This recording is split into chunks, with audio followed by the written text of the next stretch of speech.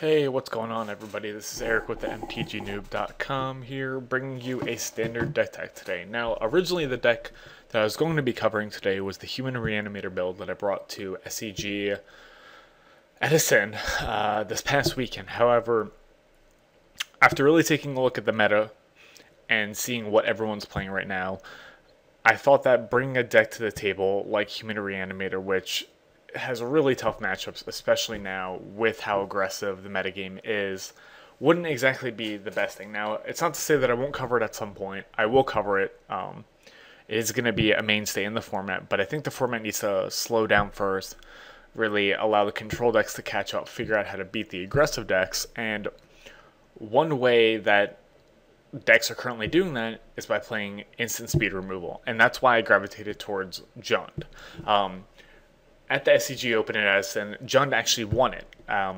It was, I forget the gentleman's name, but he ran a really good Jund list. So after taking a look at his Jund list and taking a look at a few other Jund lists from SCG Open in Atlanta, as well as a few qualifiers, I decided that I was going to kind of take one of them, use it as a shell, and build what I thought would be an appropriate Jund deck, just from my experience in Standard right now. So we'll go ahead and jump right into it. I'll kind of just go through my card choices. At the end, I'll kind of talk about why I'm including certain cards, what matchups the deck will have a bit of an up against, what decks you might have a little bit of an issue with, and then talk about the sideboard last. So we'll go ahead and right into it.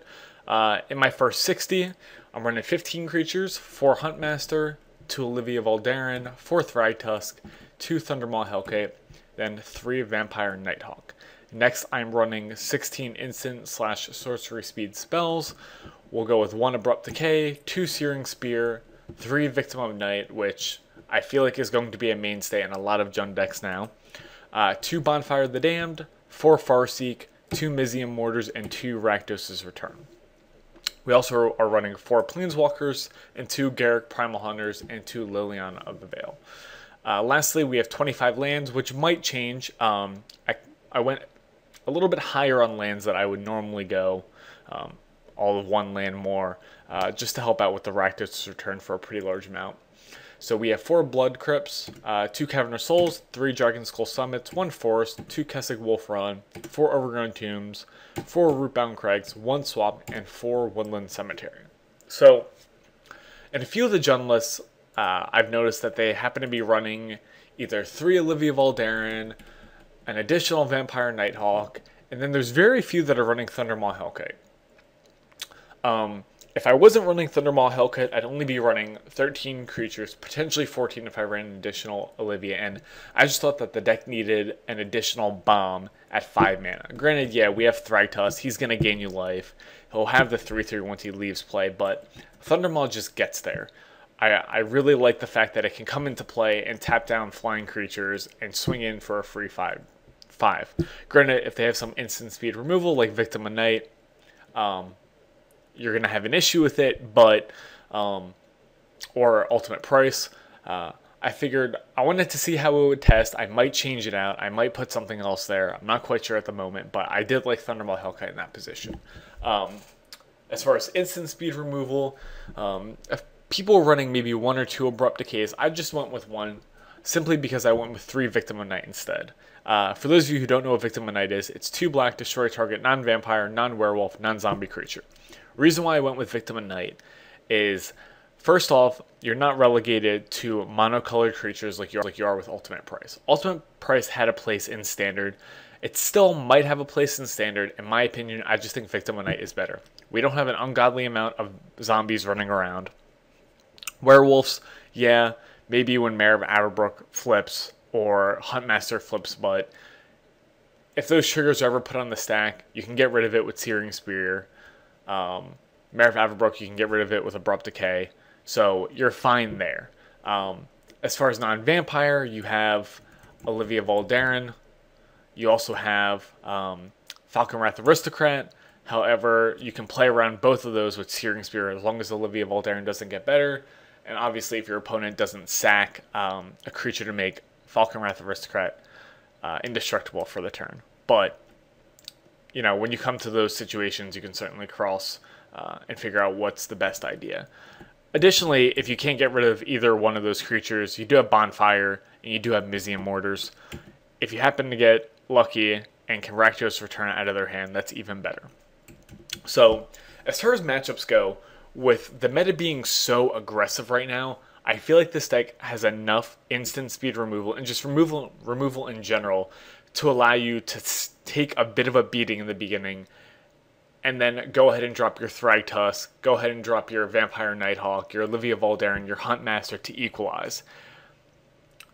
Gaining life is going to be a pretty big part of the deck. Granted, it's not like we're running Restoration Angel to go ahead and flash and blanket, but still being able to gain 20 life with Thragtusk, any of the residual life from Vampire Nighthawk due to the lifelink, or even Huntmaster getting 2 every time you put one out is always good. So I feel like in an aggressive match, you do have the upper hand. Obviously, if they have the nut draw, it's going to be a little bit more difficult, but if you're drawing into your instant speed removal, or your Bonfire, or your Mizzium Mortar, I think you'll be okay, along with drawing into some early beats that you can just put out there, like Vampire Nighthawk. It might detain them from attacking. One thing I did want to mention that I forgot to mention when I was talking about instant speed removal with Victim of the Night is that it gets rid of Boros Reckoner.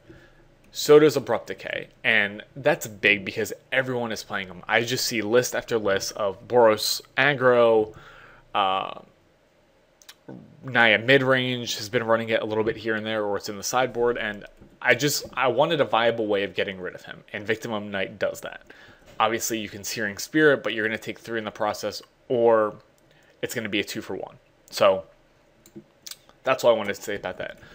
Mid-range matchup, I feel like you're okay as well too. You know, you have Liliana to get out there even early.